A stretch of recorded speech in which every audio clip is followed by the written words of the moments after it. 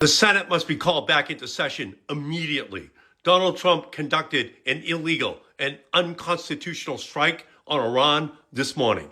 He ended our deal with Iran. Now he is sending our young people off to risk their lives in a war no one supports. We need a diplomatic solution to permanently prevent Iran from acquiring a nuclear weapon, not another endless war in the Middle East. If Trump doesn't stop this war now, Congress must stop this war. No war with Iran. President Trump tried the peace route with Iran not once, not twice, but 3 times, and they refused. And President Trump is the peace president, but you can't negotiate with a death cult. I know that from experience from deploying to the Middle East in support of operations against Iran.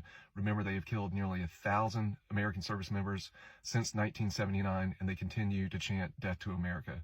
So I am praying for our brave service members who are supporting Operation Epic Fury, and I'm praying for the strong Iranian people who I wish they had our beautiful Second Amendment to rise up and reclaim their freedom. So in the span of 60 seconds, we just heard 2 completely opposite takes from people on the same side of the political aisle. One screaming, "Bring them home," the other praying for the troops and calling Iran a death cult. And that right there is exactly why MAGA is fracturing over this. Because America First never had a clear answer for what happens when America throws the first punch. The guy wishing Iranians had a Second Amendment, while his own president bypassed Congress to start a war, is the contradiction nobody wants to talk about. You can't be the Freedom Party and the Bomb First, Ask Congress Never party at the same time. Eventually, the base has to pick which one it actually believes in. We have 2 major developments this evening regarding the war in Iran. First, the Trump administration's justification for the war, the fact that Iran was going to launch preemptive strikes, completely undercut by the United States' own intelligence. CNN confirmed tonight that Pentagon briefers told members of Congress and congressional staff this evening, or rather today, that Iran was not planning on attacking the United States or Israel unless Israel or the United States attacked first. So completely undercutting the prior claim that these were to stop preemptive strikes. The second major development is that Donald Trump spoke to the New York Times, and he says that the model for Iran should be similar to that of Venezuela. He says that that's a good kind of situation to model this one after. Well, that's a big issue because the Trump administration can't conduct regime change in Iran like it says so publicly if all it wants to do is remove the Ayatollah and move on. Also, Trump himself says this war could last 4 to 5 weeks. Venezuela was pretty quick. So we'll see what's going to happen. But it doesn't seem like the Trump administration has a clear-cut explanation or a plan. It's just the way it is. Those were the words spoken by President Donald Trump when giving a speech to the American people about the 3 service members who have lost their lives in this unjustified, unsanctioned war against Iran. Ladies and gentlemen, this president is fundamentally removed from the consequences and the reality of the decisions it is that he makes. And we as the American people are bearing the full brunt of it. To tell the mothers and the fathers, the sisters and the brothers, the aunties and the uncles and the grandparents of these service members who have lost their lives that it's just the way it is beyond belief. This war could have been avoided. Donald Trump fundamentally set us on this collision course when he ripped up the Iran nuclear deal that Barack Obama signed in his administration. This never had to happen. It's just the way it is. Brother, 5 words. That's all the president had for 3 dead Americans. No names, no their sacrifice meant something. No acknowledgement that real families are destroyed right now. Just a shrug with a microphone. And the guys who spent years posting respect the flag, respect the troops for threat, who made it their whole personality, are now supposed to just swallow that. Just nod along. Just accept it's the way it is, like it's a sports loss and not a foreign policy catastrophe. This never had to happen. Hits different when you realize the Iran deal was working. And the guys who cheered loudest when it got scrapped in 2018 are the same guys now playing victim. Own it. You cheered. This is what you cheered for. And over the last 48 hours, I've been asking myself, has America not learned its lesson? Did we not learn anything from the days of Saddam Hussein? Did we not learn anything from the days of Gaddafi? These wars in the Middle East lead us nowhere. And something people must fundamentally understand. Yes, the Ayatollah of Iran is evil by all stretches of the imagination. But the idea that we can go in and topple this regime and think that the people of Iran will be able to rise up and claim their freedom is beyond me. The IRGC has been bred since their birth to uphold Sharia law, to uphold the Ayatollah. They will not sit idly by and allow the people to reclaim whatever freedom they once had, not without bloodshed. This was not the United States fight, and this war could have been avoided. And to tell the American people that service members losing their lives is just what we'll have to accept is unacceptable. Both chambers of Congress plan to vote this week in an effort to block President Trump from using further military action against Iran. The administration's actions over the weekend prompted new energy from lawmakers and calls for Congress to return to Washington immediately to vote as the conflict unfolds. Apparently, Trump never went to Congress to ask for an authorization of military force. The U.S. and Israel launched a massive military operation against Iran over the weekend, including striking Iran's Supreme Leader Ayatollah Khomeini's compound in Tehran and unaliving him. 3 American service members and 5 others were wounded as part of the Operation Epic Fury.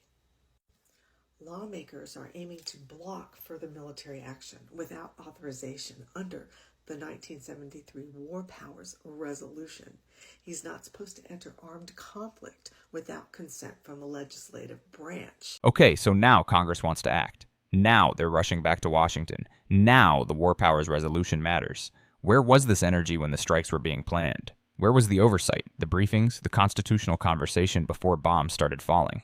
The War Powers Resolution exists for exactly this reason. A president cannot just wake up one morning and decide America is at war. That power belongs to Congress. Full stop. It's not complicated. It's literally written down. And the most telling part of this whole segment, apparently Trump never went to Congress. Apparently. That word should terrify every single American, regardless of which party they support. This Constitution grants only Congress the power to declare war. This resolution will have Trump remove U.S. military forces from hostilities against Iran.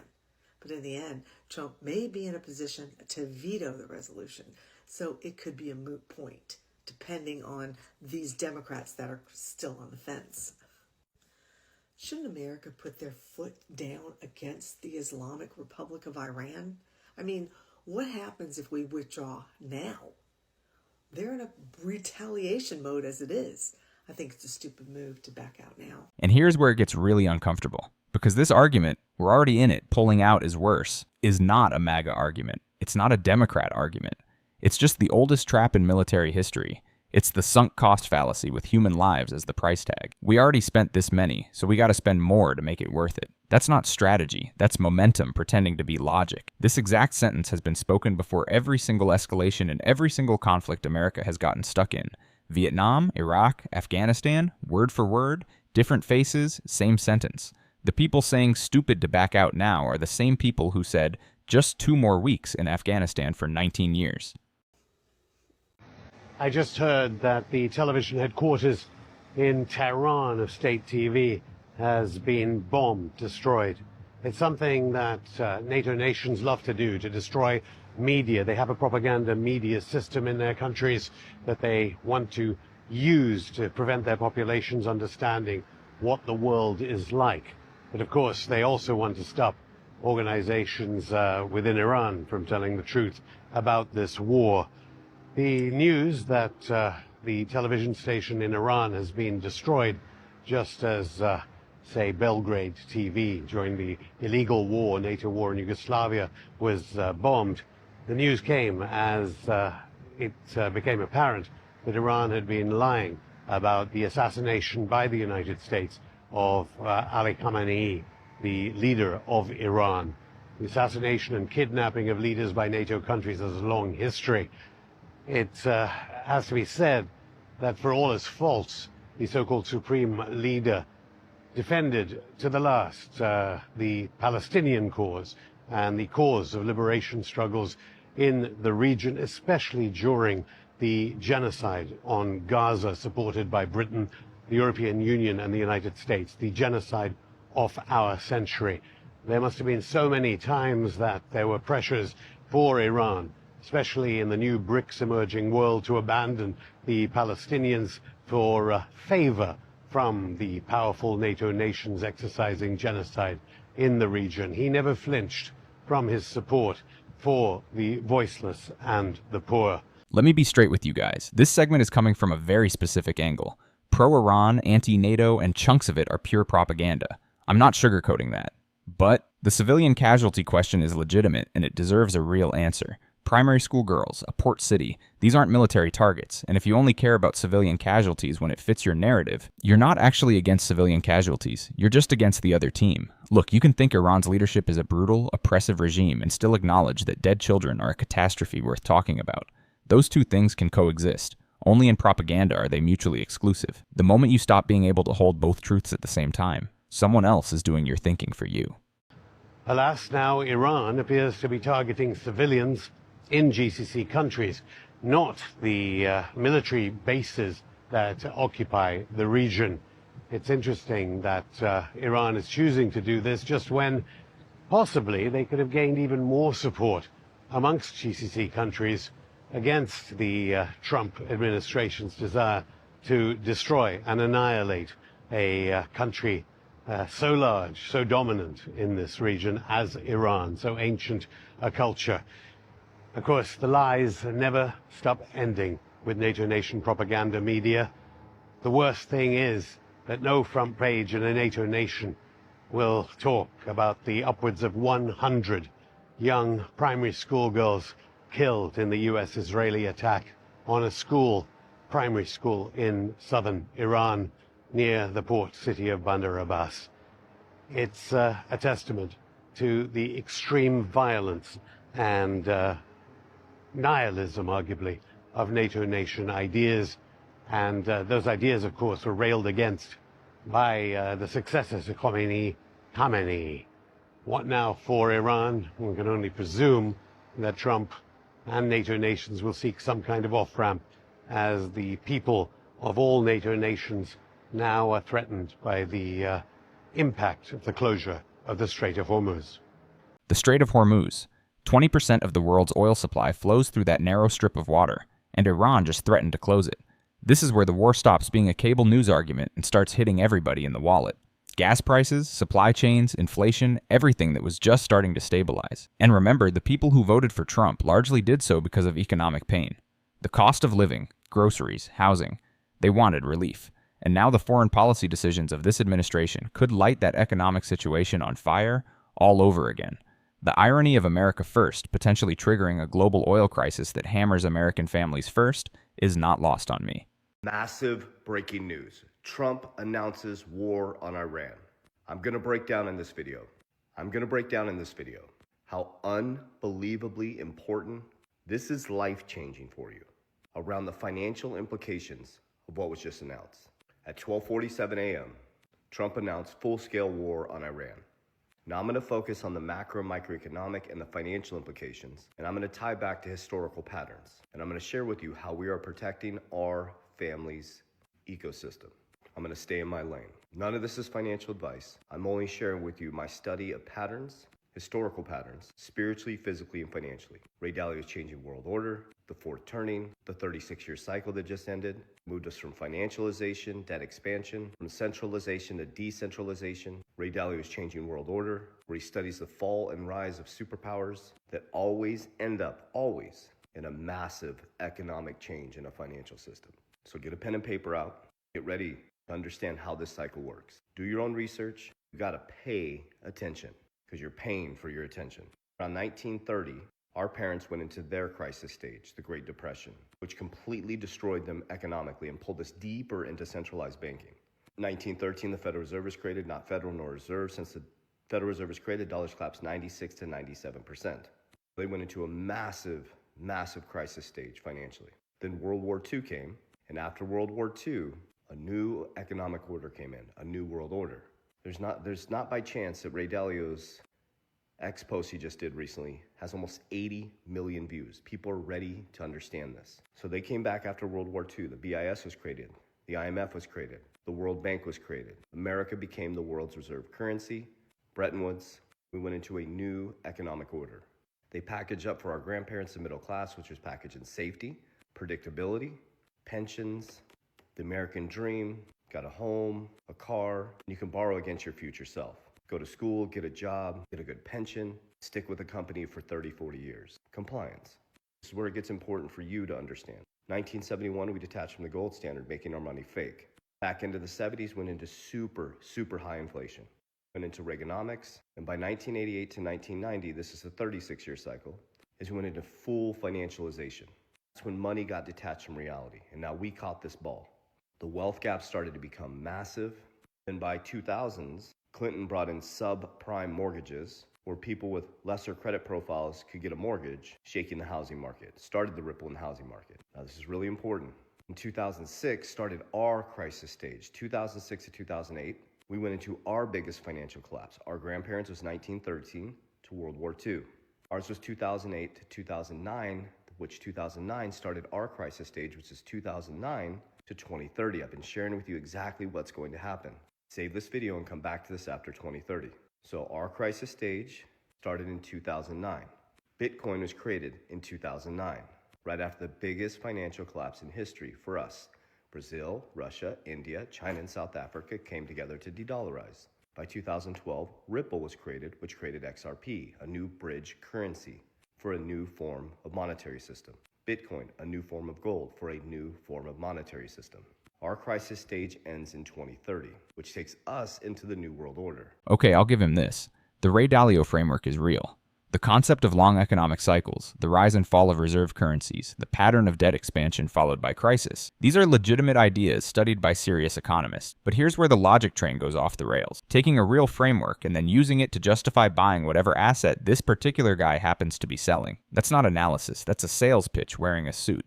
Every single financial crisis in history has produced a version of this guy. The old system is collapsing, the new system is here, and I know exactly what you need to buy. Sometimes they're even partially right about the diagnosis, but the prescription is always conveniently something they profit from. Study the frameworks, absolutely.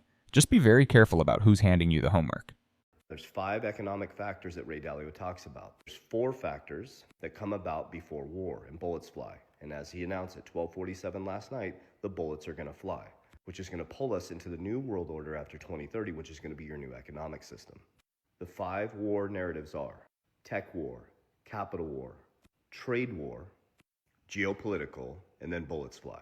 Well, this morning we just hit the 5th, which brings us into the transition to the New World Order. Now, I'm just staying focused on what I understand. I understand money, macro, microeconomics implications. I understand the Federal Reserve, I understand inflation, and I know how to position my money in regards to these transitions. We studied exactly how they move through the system every single time this happens, but you have to understand patterns. Please allow me just to express the financial implications of this, trying to empower you to understand this. So now last night, we went into number 5. Usually there's one that changes things. We have all 5 present in our timeline, all 5. Trade wars, geopolitical, technological, and now war. Remember, Trump promised you a peacetime president we weren't going to war, but that's the next step in the changing world order. Study Ray Dalio's Changing World Order. Large debts, printing of money, social and geopolitical chaos, and then war, civil war and revolution. We just hit the last number in the cycle. So remember, our grandparents' crisis stage was 1930 to World War II. They hit World War II, and when they came back from World War II, they're in a brand new financial system. Our crisis stage ends in 2030. So now, on this date, February 28th, 12:47 a.m., Trump just took us into the last stage. When we wake up from this last stage, we will be in a new monetary system. Let me take you back. Bitcoin was created in 2009 when our crisis stage started. Ripple was created in 2012. Ripple changes the way money moves through the system. Bitcoin changes the way value moves and how value is stored. Blockchain technology rewires the whole infrastructure. Bro turned a war into a crypto pitch in under 10 minutes, and honestly, that's almost impressive, but zoom out for a second, because this video exists. This guy made this video, people are watching it, and that tells you something important about where we are right now. A president started a war without congressional approval. The justification was undercut by the Pentagon's own briefers. 3 Americans are dead, and a significant portion of the conversation has already moved to, what does this mean for Bitcoin? That's not just one guy's content strategy. That's a symptom. When the dominant response to a war is financial positioning rather than political accountability, the people in power are counting on exactly that. Stay informed, stay engaged, and maybe, just maybe, care about the war a little more than the portfolio. Just like the BIS, IMF started to change the rules for a new monetary system. So this is a massive historical post right now. You are experiencing a changing world order. So what you can expect is the unexpected in the financial markets. But what you should learn is how to navigate through this. What you should learn is why Bitcoin is being stacked by some of the wealthiest people in the world. What you should learn is why gold and silver is at an all-time high. What you should learn is why people use insurance to protect their principal through these economic times. Here's what I believe is going to happen. Okay, here's what I believe is going to happen. We're now going into number 5, full-scale war. During that time, as you look this way, there's a whole nother narrative going on this way. The reason why Trump came back and ran as the crypto capital of the world, the Bitcoin president. There's a reason why he created the Stablecoin Act. Stablecoins are outside of the centralized system, they're peer-to-peer. There's a reason why he had Bo Hines pull Tether into America, which is a stablecoin, the number 1 stablecoin, 90% of the stablecoin market. There's a reason why he created World Liberty Financial and USD1, a stablecoin. There's a reason why Ripple created RLUSD, stablecoin. There's a reason why USDC is connected to Circle, BlackRock. Stablecoins are part of the new monetary system. They're outside the centralized system. The Genius Act, genius. So Trump positioned himself with his own stablecoin through WLFI. They brought USAT into America, which is Tether, which is 90% stablecoin market. And what do stablecoins use? US Treasuries. The US dollar was in an all-out free fall. The central banks are stacking gold over US Treasuries, and he's trumped everybody with the stablecoin. Now we have the Clarity Act. Clarity Act? What's that for? To give new rules to the banks around the new financial system. Are you following me now? The new system is allocating parts of portfolios into cryptocurrency. Things like XRP, Bitcoin, Solana, Ethereum. They'll be done through ETFs. Banks asking to do institutional grade custody for your crypto. The very bankers that told you to run from this are going to be begging you to move your crypto to the bank. We ended the 30-year cycle from centralization to decentralization, from financialization, debt and credit expansion, back to production. Here's how I position myself. Is I don't focus on cash, it's trash. I focus on cash flow. I take my income, here's what I mean by cash flow, is I put it into things that generate money while I sleep. An example is you can buy stocks that pay you without doing anything. So every time I get paid, I make sure it makes a brother or sister. Number 2 is I don't have lifestyle creep. I take the income and cash flow, I put it into assets A that beat inflation to navigate these economic times. I'm moving into assets that have fixed supply. Every time I profit, now I'm showing you the cycles, I pull profits on the table as everybody's trying to get rich quick. And I go into P, protection. Insure my money in cash value life insurance. I use things like silver, things like Bitcoin, things like Berkshire. And then when things like this happen and the markets go red, I buy assets that I believe are going to be here in the future. And DR is de-risk. So you're going to wake up in a new economic system. Bitcoin will be the new gold. Blockchain technology will be the infrastructure. So here's where we land. MAGA built its entire identity around no more endless wars, around a president who would keep America out of the Middle East. And now, 3 dead Americans, Iran on fire, Congress scrambling. The promise was peace. What they got was Operation Epic Fury. Some people are doing the math tonight, and the math isn't adding up. Drop a comment. Do you think Congress can actually stop this, or is it already too late? Smash that like button, subscribe to Mind Mirror, and share this with someone still wearing the Peace President hat. Because trust me, this story is far from over.